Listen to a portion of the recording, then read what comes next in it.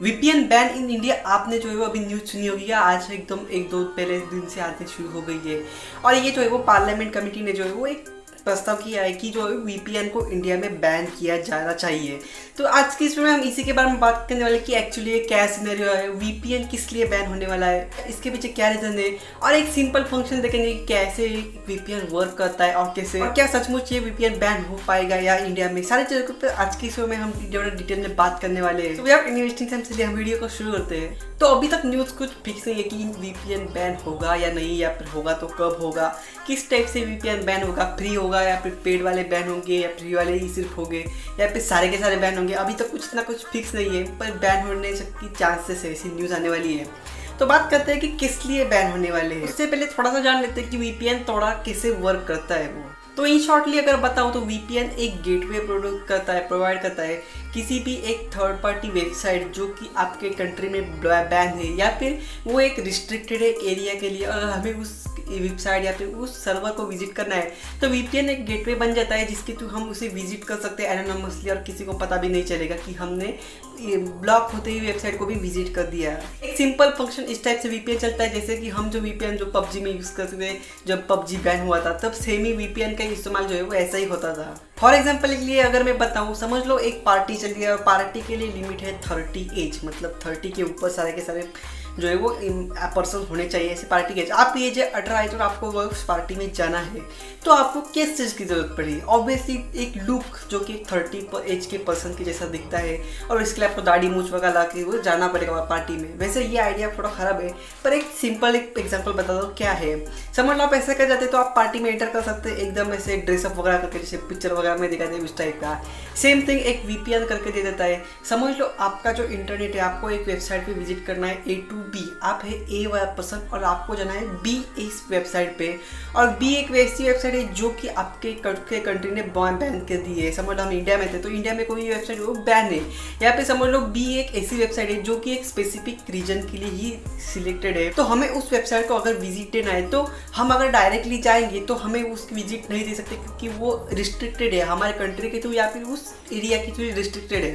पर समझ लो आप एक सी पॉइंट ऐसा चूज करें कि समझ लो आप A to C और उसके बाद B ऐसे अगर हम जाए तो हम उस वेबसाइट को विजिट दे सकते हैं। और इसका अगर उस टाइप से अगर वेबसाइट को विजिट दे तो हम जो है वो A to B नहीं जा रहे, सीधा C to B जा रहे हैं। थोड़ा क्रिटिकल है समझने के लिए, पर सिंपल भाषा में समझ सकती है। आप अपना नेटवर्क आप डायरेक्टली खुद से ना जाते हुए एक दूसरे थर्ड पार्टी ऐप से थ्रू जा रहे हैं।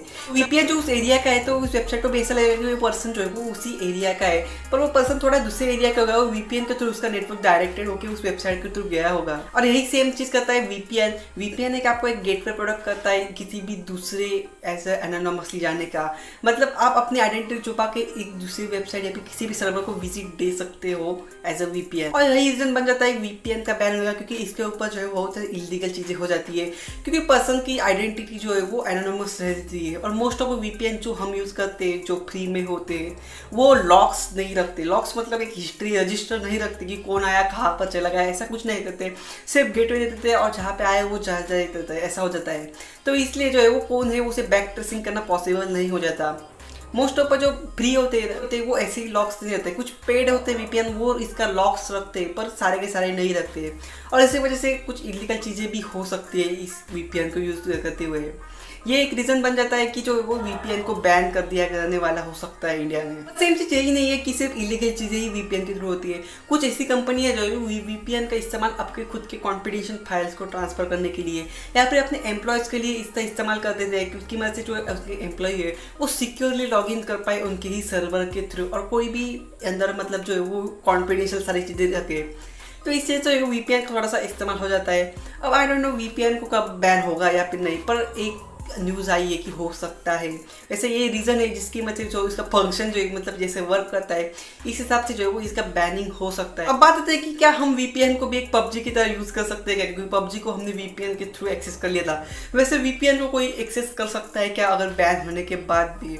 तो वैसे मुझे नहीं लगता, क्योंकि जब कोई भी ऐप बैन हो जाती है तब उसे हम वीपीएन से एक्सेस कर लेते हैं, पर वो एक स्पेसिफिक ऐप हो जाती है। पर यहाँ पे जब वो वीपीएन बैन होगा तब कोई ऐसा स्पेसिफिक वीपीएन नहीं होगा कि भाई यही वीपीएन को बैन करो, करो, यही करो, इसको मत करो। वीपीएन एक पूरी की पूरी सर्विस बैन हो जाएगी पूरी की पूरी कंट्री के लिए, मतलब समझ लो इंडिया के लिए। तो ऑब्वियसली सारे के सारे जो ऐप्स या फिर वेबसाइट जो कुछ भी प्रोवाइड करती है वीपीएन सर्विस इंडिया में, वो सारे के सारे ब्लॉक हो जाएंगे।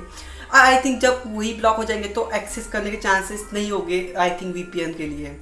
तो वेल ये थी एक न्यूज़, एक स्टोरी, आप समझ सकते हो वीपीएन किस वजह से बैन हो रहा है हमारे इंडिया में। होगा या नहीं पता नहीं, पर न्यूज़ आई है और होगी तो इस वजह हो सकती है। तो आई होप आपको समझ में आ चुका है एक्चुअली वीपीएन कैसे वर्क करता है और क्या सिनेरियो हो। आपको वीडियो पसंद, आई होप आपको वीडियो पसंद आ गया हो। पसंद आए तो एक लाइक तो बनता ही है, और चैनल पर नए चैनल को सब्सक्राइब करना ऐसे ही न्यूज़ और टेक्नोलॉजी की वीडियोज़ के लिए। मैं आपसे मिलता हूँ अगले वीडियो में, तब तक के लिए गुड बाय।